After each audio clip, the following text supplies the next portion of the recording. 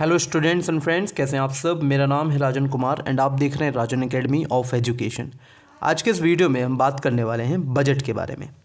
तो ये बजट होता क्या है और ये अंतरिम बजट क्या है। आपने सुना होगा अंतरिम बजट पेश हो रहा है। तो ये अंतरिम बजट क्या है और नॉर्मली जो बजट है वो क्या होता है, इसके बारे में इस वीडियो में जानेंगे। पूरी वीडियो देखिएगा, आपको समझ में आ जाएगा बजट के बारे में। तो चलिए देखते हैं।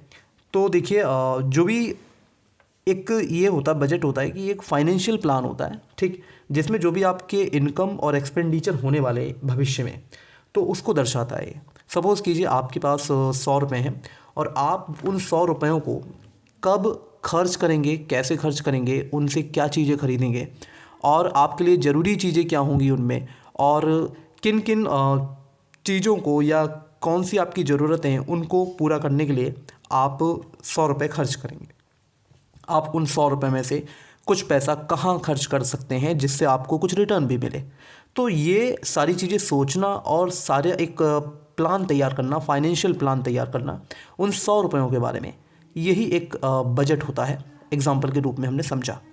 तो आपके पास जो भी पैसा होता है उसका सही से इस्तेमाल करना और एक अच्छी फाइनेंशियल प्लानिंग के तहत उन 100 रुपयों को कहीं ना कहीं अच्छी जगह इन्वेस्ट करना और उनसे चीज़ें खरीदना, ये सारी चीज़ें बजट के अंतर्गत आती हैं।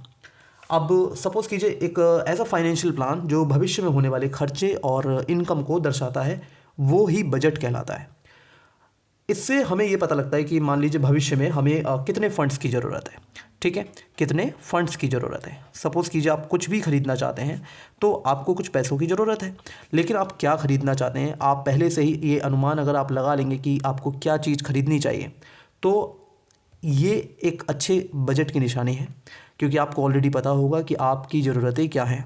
और आप जब फाइनेंशियली प्लान करते हैं कि हाँ भाई मुझे ये चीज़ ख़रीदनी है और या मुझे ये पैसा यहाँ इस जगह इन्वेस्ट करना है ताकि मुझे अच्छा रिटर्न भी मिले और साथ ही साथ मेरी ज़रूरतें भी पूरी हो सकें, ये प्लान करना, ये भविष्य में भविष्य के बारे में आप जब प्लान करते हैं तो ये एक तरीके का फाइनेंशियल प्लान होता है। इसी को हम बजट कहते हैं।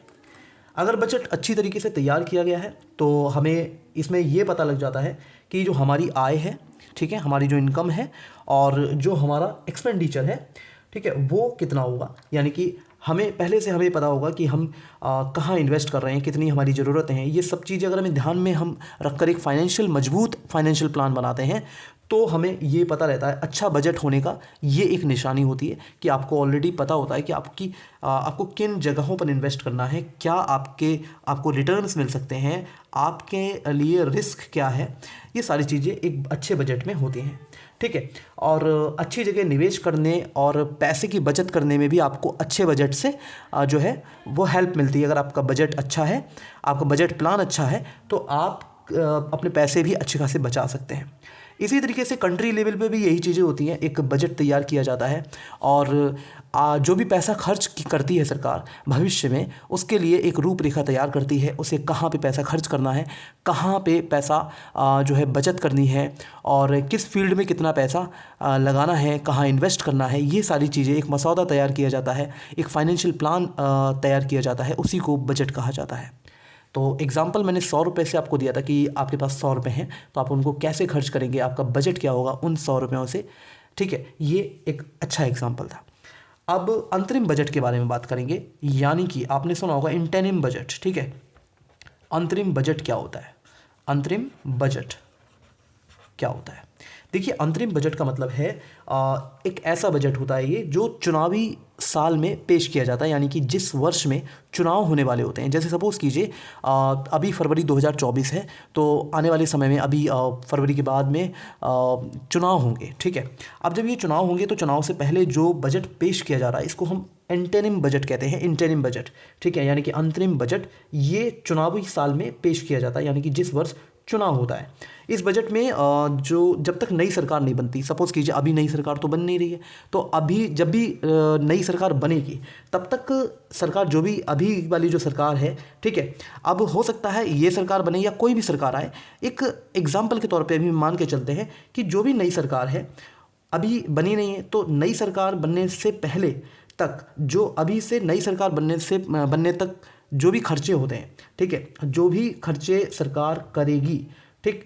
वो भी वो खर्चों को करने की अनुमति होती है उसके पास, और एक बजट उसके पास है कि हाँ भाई ये सरकार जो है इतना खर्च कर सकती है, यहाँ यहाँ पैसा वो इन्वेस्ट करेगी या जो भी उसके खर्चे हैं वो कर सकती है। ये होता है इंटरिम बजट, यानी कि जब तक नई सरकार नहीं आती तब तक इस बजट में खर्च और आय यानी कि इनकम और एक्सपेंडिचर का ब्यौरा दिया जाता है। इसी को हम अंतरिम बजट कहते हैं, यानी कि इंटरिम बजट कहते हैं। और एक चीज़ जानने वाली है कि चुनावी साल में पूर्ण बजट नहीं आता है, यानी कि जो पूर्ण बजट होता है, ठीक है, वो नहीं आता है चुनावी साल में, यानी कि जिस साल चुनाव होने वाले होते हैं उस समय जो बजट पेश किया जाता है पूर्ण बजट नहीं आता है उस साल। अंतरिम बजट में सरकार का जैसे खर्च हो गया, जैसा कि मैंने भी बताया, राजकोषीय घाटा हो गया या वित्तीय प्रदर्शन है, ये अगले कुछ महीनों का एक अनुमान बताया जाता है उसमें। ओके। और जैसे चुनाव खत्म होने के बाद जब भी नई सरकार आती है तो एक बजट लेकर आती है वो। जैसे कि अब ये जो बजट पेश किया जा रहा है, वित्त मंत्री निर्मला सीतारमन इस बार अपना छठा लोकसभा बजट पेश कर रहे हैं, ठीक है। तो ये चीज़ आपको जानना चाहिए कि बजट होता क्या है। इस वीडियो को ज़्यादा से ज़्यादा शेयर कीजिए। अगर आपको अभी भी कोई क्वेरी है बजट से रिलेटेड, बहुत सारी चीज़ें हैं, अभी मैंने ये तो शॉर्ट वीडियो एक बना दिया है आप लोगों के लिए, फिर भी अगर आप लोगों को एक लॉन्ग वीडियो चाहिए जिसमें बहुत सारे टर्म्स जो है वो मैं इसमें आपको बताऊँगा, इससे जुड़ी हुई जानकारी दूंगा बजट से रिलेटेड, तो आप लोग मुझे बताइएगा। मैंने एक छोटा वीडियो बनाकर ये देखना चाहा है कि आप लोगों को वीडियो पसंद आ भी रहा है या नहीं। आप लोगों को अगर लग रहा है कि मेरी वीडियोस आप तक पहुंच रही हैं और आप तक जो भी मेरी वीडियोस पहुंच रही हैं वो वैल्यूएबल हैं, तो प्लीज़ मुझे बताइएगा कमेंट सेक्शन में। आई होप आप लोगों को ये वीडियो पसंद आया होगा, तो प्लीज़ लाइक कीजिए, शेयर कीजिए एंड जनरल नॉलेज बढ़ाते रहिए। Thank you.